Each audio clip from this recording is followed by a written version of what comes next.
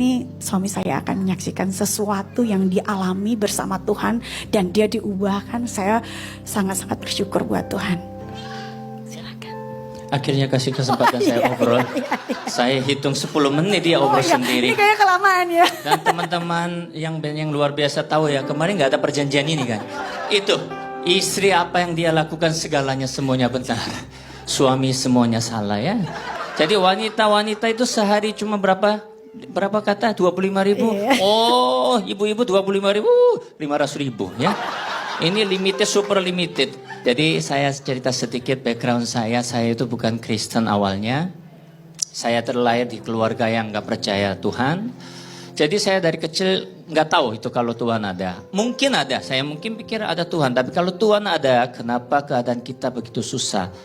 Kenapa kita makan pun susah, harus pisah dengan orang tua kita, harus pisah dengan saudara kita. Bahkan di luar diejek, dipukul, dibully. Why? Waktu saya kecil selalu bilang, kamu itu anak yang begini, anak begini. Saya nggak pernah sekalipun dipuji waktu masa kecil saya. Jadi mungkin saya bertumbuh dengan keras hati. Dan saya pikir, oh ternyata Tuhan itu nggak ada. Kalau Tuhan ada nggak mungkin. Saya harus berpisah dengan ayah saya.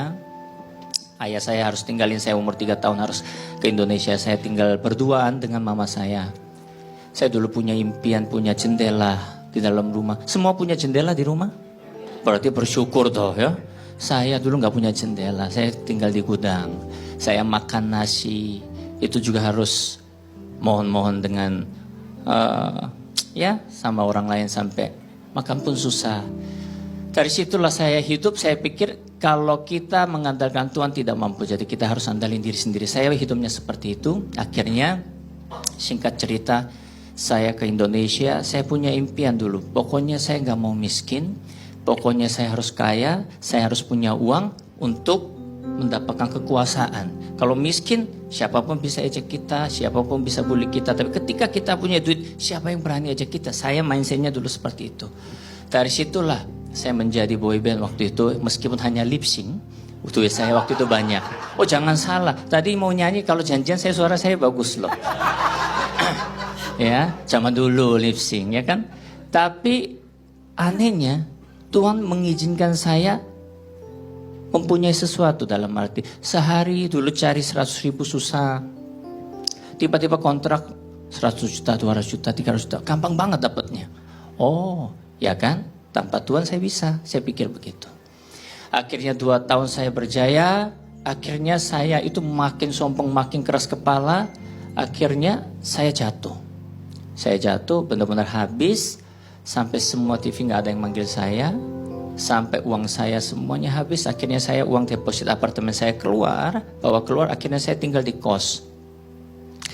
Dan untungnya Tuhan masih mengasihi saya, mengirimlah satu malaikat yang luar biasa cantik limited edition sebelah saya ini, mendampingin saya, dia menguatkan saya terus, dia bilang, kamu bisa, Tuhan Yesus itu ada buat kamu juga. Saya bilang, itu Tuhan kamu bukan Tuhan saya. Kalau Tuhan kamu itu baik, saya nggak mungkin jatuh miskin.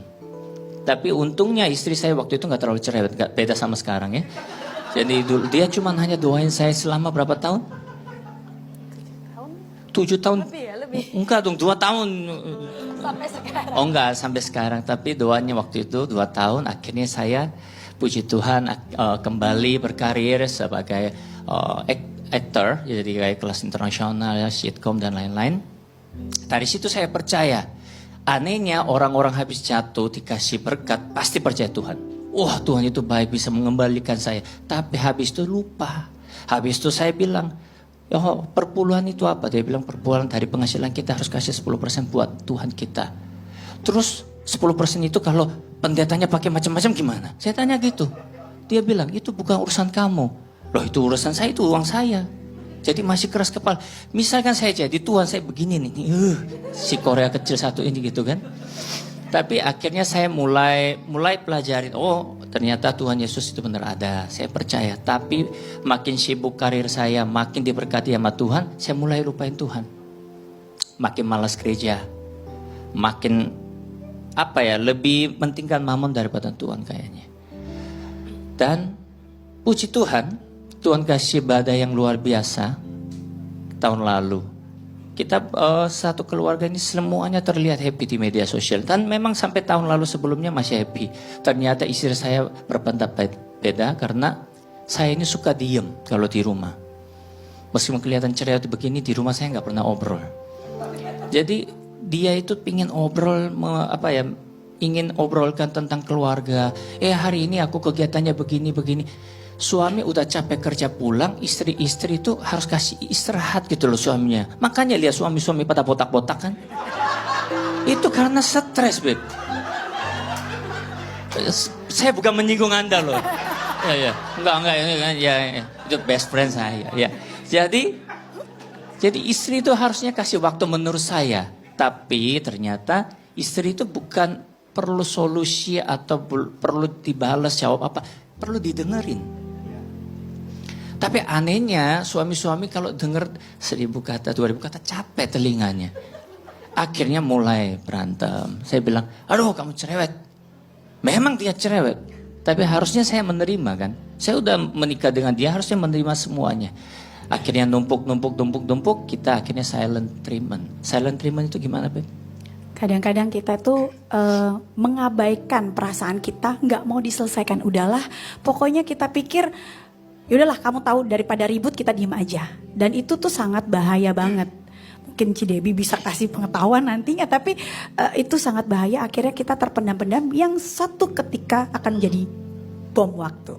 Dan akhirnya dia Juni tahun lalu, dia meninggalkan saya, bawa anak-anak saya semua. Karena dari kecil saya itu menurut saya uang dan keluarga itu paling penting. Karena dengan masalah uang saya harus pisah dengan orang tua saya kan. Dari kecil nggak ada kesempatan bersama orang tua saya. Jadi ketika dia mengambil anak saya ke Amerika dan dia berencana memang tidak kembali, saya merasa dia khianatin saya. Akhirnya saya benar-benar marah. 2 minggu saya doa sama Tuhan. Tuhan, kenapa kau ambil sih dari aku keluarga? Ya seperti tadi istri sempat bacain. Memang Tuhan itu maha kasih, tapi Tuhan itu cemburu juga loh. Kita terlalu mentingin keluarga kita daripada Tuhan Yesus. Dan saat itu saya nggak pernah andalin Tuhan. Saya cuma mohon sama dia, mohon sama anak-anak jangan pergi. Tapi tetap dia pergi. Dari situ saya mulai melirik-lirik kanan kiri. Ya, muncullah satu sosok. Kelihatannya baik, kelihatannya cantik. Oh kayaknya menurut saya Tuhan Yesus kirim penggantinya, saya pikir. Ternyata itu salah total. Akhirnya saya melakukan dosa. Saya sempat selingkuh sama dengan dia. Intinya selingkuh itu bukan harus semuanya loh. Melirik SMS, WhatsApp pun udah selingkuh itu. Dengan kata-kata romantis sudah selingkuh loh bapak-bapak. Jangan sampai dosa kayak saya. Jadi akhirnya Tuhan mengizinkan badai itu. Akhirnya dia kembali ke Indonesia. Dan kita selama ini gak pernah bisa beresin masalah silent treatment. Apalagi kita bisa kembali romantis sekian 7 tahun pernikahan kita. Akhirnya saya ngaku, saya ini yang salah. Saya ini harusnya lebih menerima dia. Akhirnya dia kasih solusi, mau gak kita cari orang ketiga? Bukan orang ketiga buat selingkuh, bukan. Orang ketiga buat konsultasi. Saya pikir, dulu kalau saya pikir, buat apa kita konsultasi? Orang lain ini belum tentu mampu kayak kita, belum tentu lebih baik dari kita. Bukan. Makanya cari orang yang benar, jangan cari orang di diskotik gitu, jangan. Akhirnya kita cari, ya, Ko Daniel sama Ci Debbie. Dia benar-benar mentoring kita. Mereka tidak pernah judge, meskipun saya pernah melakukan dosa. Dia merangkul kita, ya berarti itu Tuhan mengirim mereka kepada kita kan. Dan ketika kita berserah dan kita mengakui bahwa kita salah dan kita benar-benar punya komunitas yang baik, Tuhan ampunin kita kok. Tapi setelah ampuni jangan lakuin lagi ya bapak-bapak ya. Saya yakin di sini nggak ada yang lakuin kayak saya, nggak ada. Tapi intinya kita harus berserah sama Tuhan. Jangan mengeraskan hati kita. Masa lalu, jangan ingat-ingat terus. Yang penting masa sekarang dan masa depan. Ketika kita punya istri di samping kita, meskipun dia cerewet, meskipun mulai dia keriput, sayangilah istri kita. Makanya rekening-rekening semua serahkan kepada istri kita.